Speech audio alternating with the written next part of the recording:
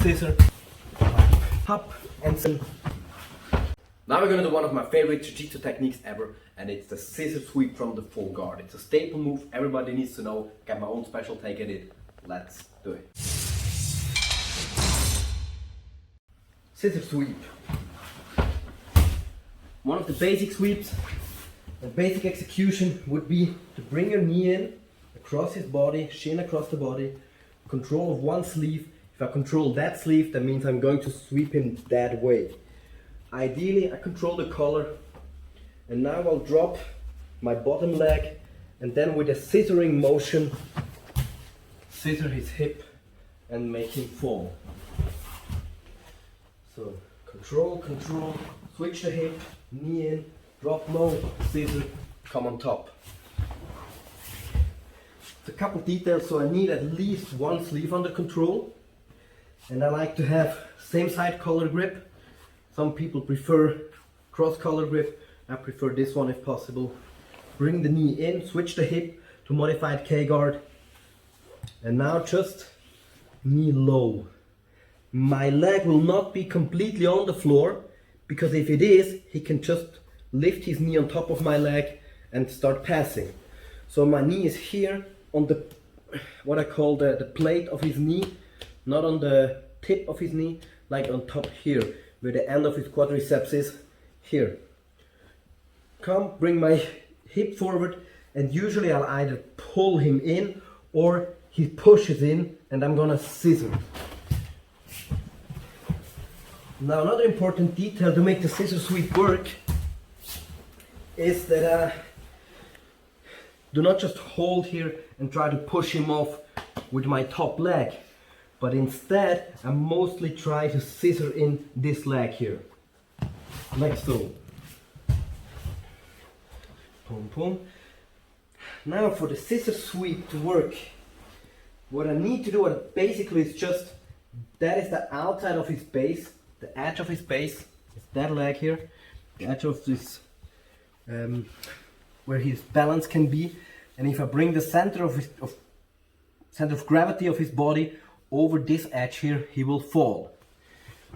So many times when he's got a wide base, that will not be possible. I can try to scissor in his leg, but it won't work. So what I do now is just move him that way, hop and scissor, to correct. That's why, one of the reasons I need the arm, right? I have this arm so he doesn't post. If I would not have, he would just post and wouldn't fall. But the second reason is I can steer him that way. I just pull him a bit, scissor, and on top. If that's not enough, because many times that will be the question, I'm here and he's still too wide, I can't cut him, I move my body towards the side there where I want to sweep him. Now look, I'm outside of the edge of his base, so it will be very easy to sweep him. Let's see that one again. Make a wide base, wide and low, and I'm like, oh, I can't. Wham! Now I can. I just come forward, like I would do in a judo throw. Just bring my whole body this way, scissor sweep, and I'm on top. Okay? You can go for a more traditional position here, but in my personal opinion, from here, I'm not strong enough to cut, because it's like a bad scissor now. If a scissor is open, the two blades are not close enough, it doesn't cut, right? It just chews a bit. So from here, it doesn't cut. I would need to modify it by pushing the knee off. So I'd rather take a bit of risk, bring my knee low, my shin low, my knees close on the same plane, and I want to trick him into trying to crush my leg and leaning on it, and the more pressure he does, the easier it is to sweep. Let's see this one again. Up, up, up.